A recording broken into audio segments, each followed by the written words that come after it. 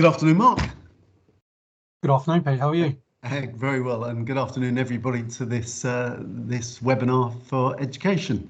I'm very excited about this one, Mark. It's a simple little tool incumbent in most of the Microsoft applications, which I think has got a real application for education. Today's topic is Immersive Reader. It's a simple little toolkit in Microsoft that allows very simply comfortable and easy tools to consume and read text.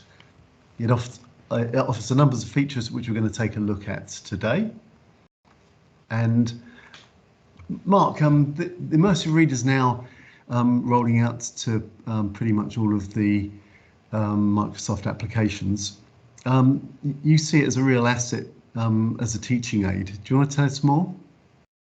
Yeah, definitely, Pete. It's definitely a really good tool to have in your armoury, I think, in all phases, primary and secondary. It's really good for a number of things, which hopefully we'll run through a few things here. It's not going to be a long one today, Pete, is it? So we'll just run through a few of those things, and yeah, I can show you where I think it would be really useful to have in your armoury as a teacher. So I'm just going to share my screen. Okay, so I'm in Teams, and this is probably familiar to most people that are using Office 365. This is the education Teams. So I'm obviously into a Year 11 geography class that I've set up, and I'm on the home page. This is really useful within OneNote, Word, and other Microsoft products. So I'm just going to click into my class OneNote, which again, hopefully most of you are fairly familiar with. And you can see here that I've got my notebook, and if I just expand it out a bit, I've got collaboration spaces and all the rest of it. I've then got each of my students, and then each of those students has got a particular section that I've handed out. So they've got the class notes, homework, quizzes, handouts, and I've handed out to everyone this Rivers section. So if I go to my content library, I can see my Rivers section is here that I've already handed out to all my students. I'm just going to click on that, and then I've put in there a number of lessons. So this is lesson 1. And within here, what we've got is we've got some files that the students can have a look at and use, but we've also got some text in there that talks about how a waterfall is created, and then some longer text down here where we talk in more detail. It's a bit more of a kind of a reading out loud as a class piece that we might use for the Immersive Reader. So what we can do is we can go to the view, and once I click on view, I've then got Immersive Reader here on the left hand side. Simply click on that, and then it looks for any of the text that you've got in your page, and you can see here, just get rid of those. You can see here that this is the first part of the text where we were talking about the overhang of the waterfall. Pete, were you going to say something? I was going to say the text originally looked quite imposing, and as soon as you've changed that layout with Immersive Reader, it's a much more comfortable read straight away. Yeah, and there's a number of reasons for it, which we'll go through now. So I've come down to the longer passage that I wanted students to read through. This could be used by students individually within their notebook. They don't all have to be using Immersive Reader at the same time. It's very individualized, and the settings are individual for the student. So one student might feel comfortable just reading the passage as it was when we showed you right at the beginning. Other students might find this more useful to come in. So I'm going to select where I want it to start. So the first thing you can do is you can click on a word, and in some of the instances, like waterfall here, it's given us some kind of like pictures and diagrams. So if a student wasn't sure what a waterfall was, for example, you can see that. And if I click on it, it then pronounces and says the word. So I'm just going to click on the A there, and then I can click on play, and it will start to read this out for me. So again, students could have some earphones in that could be listening to it. So we'll just show that bit first. So I'm going to click on play. A waterfall is a river or other body of water steep fall over a rocky ledge into a plunge pool below. Waterfalls are also called cascades. The process of erosion, the wearing away of earth, plays an important part in the formation of waterfalls. So you can see straight away, it's reading out for me. I can listen to what's being said. So that's another really good use of Immersive Reader. Absolutely. However, you know, as a teacher, I would often get my classes to read out loud. We'd play the reading ping pong, so someone would read at least a sentence, and then they would bounce it to the next person who would read at least the sentence. So students can have this Immersive Reader selected, and then when they come up to the text preference up here, there's a number of options they can use. So if they want the text bigger, again, this is just for them. They can make the text bigger, they can make it smaller. The fact you've got these spaces in between is because I've got increased spacing selected, but again, I can turn that off if I want to. I can change the font. And another thing which is really useful, again, I used to photocopy passages of writing onto different coloured paper for students that had things like Erlins or they had an overlay.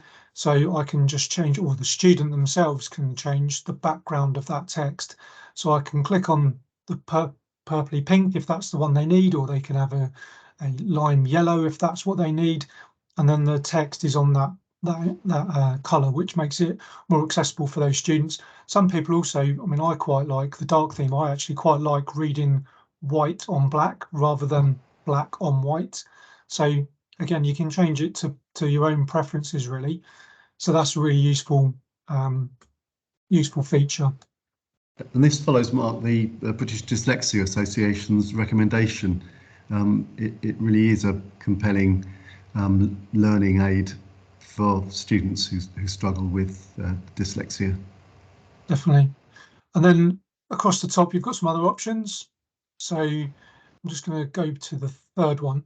So you can narrow the line focus. So I know when I was, you know, learning to read all those many moons ago, I quite liked having like a ruler or a bookmark that would go down the page for me, so I didn't have all the rest of the text in sight. I know some students like that. So you can have just one line showing. So you would have one line showing.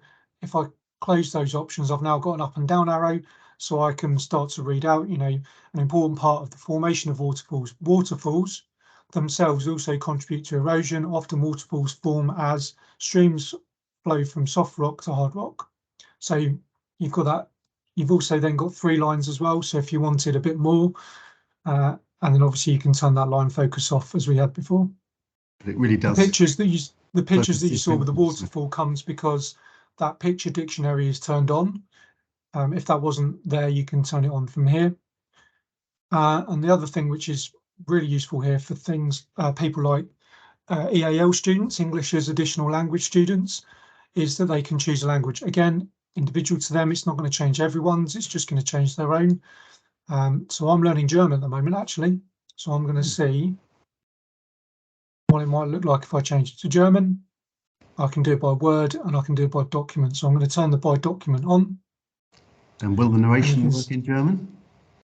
I'm pretty sure the narration will work in German. Let's try it out. So you can see here, ein Wasserfall ist der stille Fälle einer Flüsse. So let's see if how my pronunciation was. Ein Wasserfall ist der steile Fall eines Flusses oder eines anderen Gewässers über einen Felsvorsprung in ein darunterliegendes Tauchbecken. We'll give you 7 out of 10, Mark. Thanks, Pete. So yeah, you can see there, really useful for students who are English as additional language. If you've got students who are part of the Ukrainian resettlement process, you could obviously have them translated into Ukrainian or their own language, but also students from other countries where their native home language is different to English. So it gives them that accessibility to go in and use a language that they're much more familiar with to be included in the lesson. Move back to English. So a number of really useful tools there that you can use with your students. And then the last section is around kind of literacy. So if you're doing a literacy lesson and you want to look at nouns or verbs, etc., I can just turn that on and then it will give me all the nouns within that passage. If I want multiple things, I can just turn them on as I need to. If I want them different colours, you could obviously choose different colours. So here I've got verbs in red, nouns in purple, and I can turn those on and off as needed. I can also show labels where it's telling me, you know, these are nouns, these are verbs. I can also break it down into syllables if I wanted to. Again, this is all for students if they're learning to read and they want something to show them how to break it down. So you can see here, cascades has been broken down into its 2 syllable parts. So quite useful for breaking it down for early reading. So yeah, that's kind of in OneNote. So if I just come back, when I go back, I'm now back into my normal class notebook page, but it also works in other areas as well. So I'm just going to go back to my home page.